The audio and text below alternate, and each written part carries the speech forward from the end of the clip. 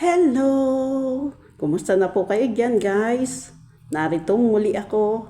At kung pwede lang po ay paki-subscribe po ang aking bagong channel. So, thank you everyone sa lahat ng pumupunta at nanonood sa aking short video and long video. Thank you everyone. So, paki-share na lang po itong aking ituturo po sa inyo about sa nakatagong violation sa ating Facebook. So, yun ang ating tutorial ngayon. So, kung paano, ay sundan nyo na lamang po ako at i-guide ko po kayo ng dahan-dahan upang ang lalong mga baguhan ay matutunan. So, tara na! Pasok tayo sa Facebook. Tap natin yung 3 line. Dito naman tayo, tap natin si dashboard.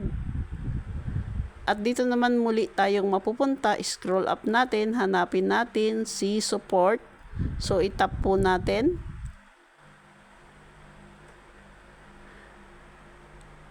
At dito naman tayong muling mapupunta sa other communication. So, itap natin siya at dito naman natin makikita sa alert ang lahat ng nakatagong ating mga violation. Sana po nasundan